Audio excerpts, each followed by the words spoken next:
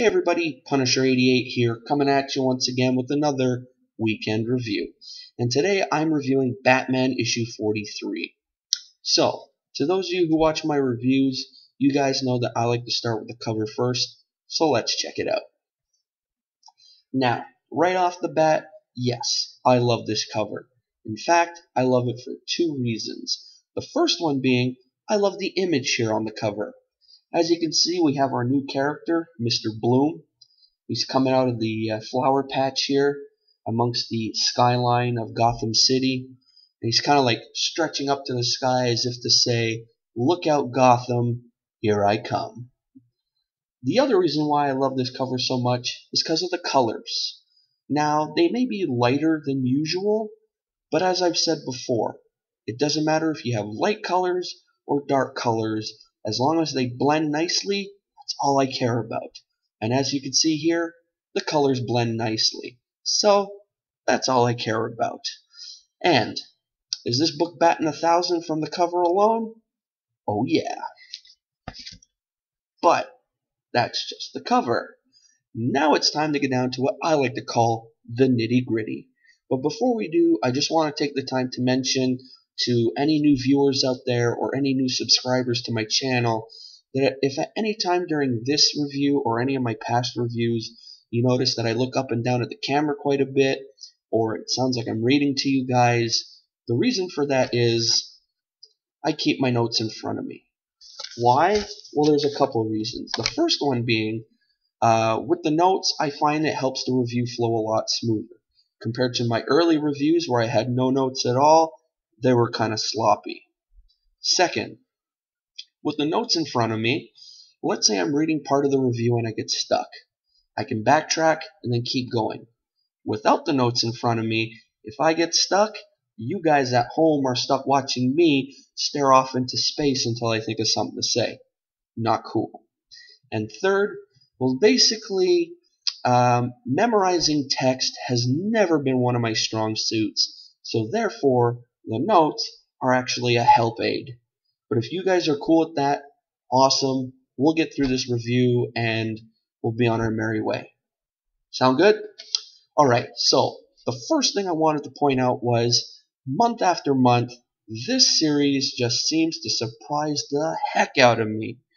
While I loved Endgame because of its game-changing qualities, this new arc has been awesome because Scott Snyder and Greg Capullo are in a new and unknown territory. We have a new Batman, a new villain, and a new status quo to grow into continuity. Hopefully. And having said all that, this arc has been a fun ride so far. Now, this issue really felt like a bridge between the Endgame and the Mr. Bloom arc.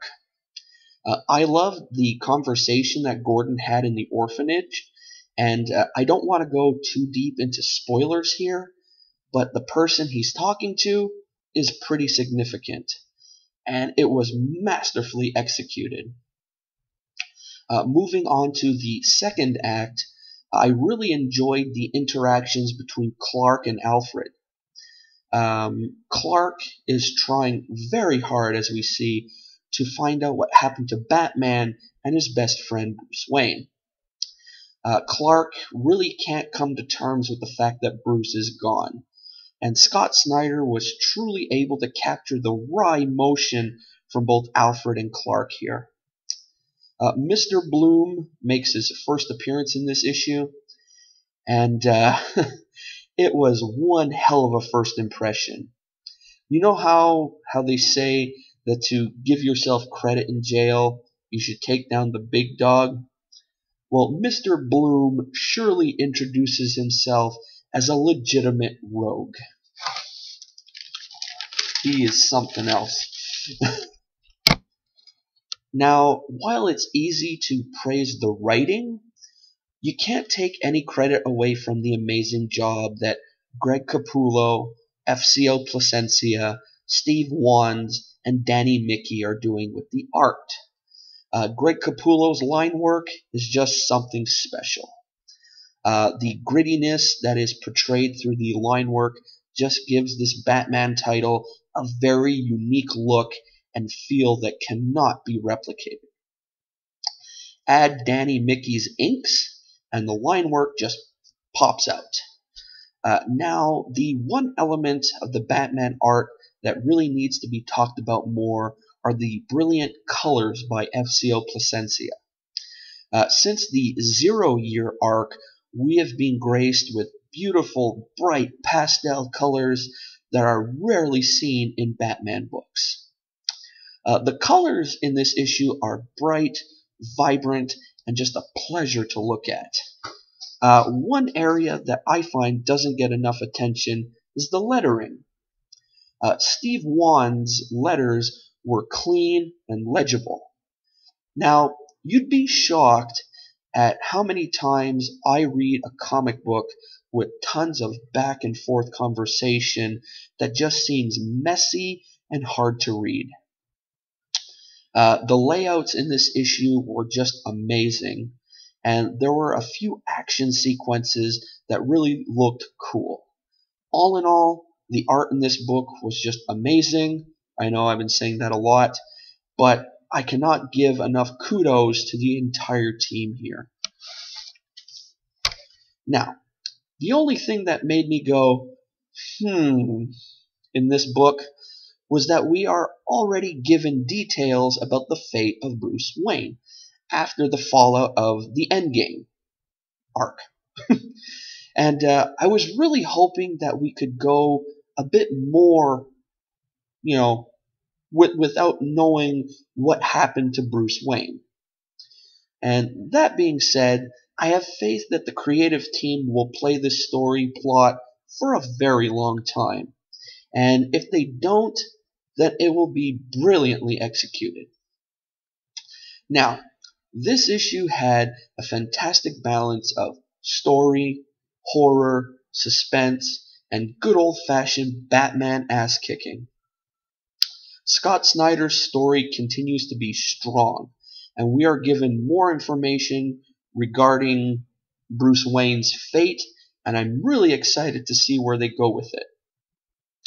Mr. Bloom is already establishing himself as a big-time rogue, and I'm really wanting to learn more about Mr. Bloom's origin and intentions. I'm also loving that Gordon is beginning to show that he wants to become the Batman that Gotham deserves, as he wants to go around the Powers Corporation. Everything going on in Gotham is leading to something major, and I can't wait to see what it is. The art is also beautiful. Greg Capullo, FCO Placencia, Steve Wand, and Danny Mickey have created a book that I want to just hang on my walls. All in all, this was a great issue that served its purpose as a bridge between arcs. And that's that. So there you have it, folks. There's another weekend review for you. I hope you enjoyed it. If you did, give her a thumbs up. If not, thumbs down. If I get a thumbs down, it just means I gotta work harder on pleasing you guys. That's right. Also, if you enjoy reviews like this one, take a look around my channel. I got plenty of them. I do a new review every Thursday and Saturday. Thursday being a current book, Saturday being one of either a back issue book, a hot topic book, or something that just really catches my eye. Also, if you're into unboxings, well, you guys should know I did one the other day, but I do those every 2 months since I am a member of the Marvel Collector Corps.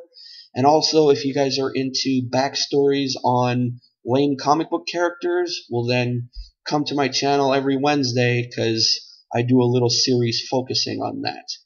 And while looking around, make sure to comment on any video because I love reading viewer comments, and as well like or dislike anything because, let's face it, no one's perfect, right? And when all is said and done, before leaving, make sure to click that subscribe button. Alright folks, so that's it for me. Don't go away just yet, because later on today there will be a new What's What with Punisher 88. So stick around for that. Got a lot of news for you this week concerning, well, TV and movies, comic book news. I have another top 10 list for you. And then, of course, the usual comic book trivia question to set you guys off into the weekend. Alrighty, so let's not make this any longer than it already is, and I'm going to cut it here by saying, till next week, this is Punisher 88 signing off. See ya!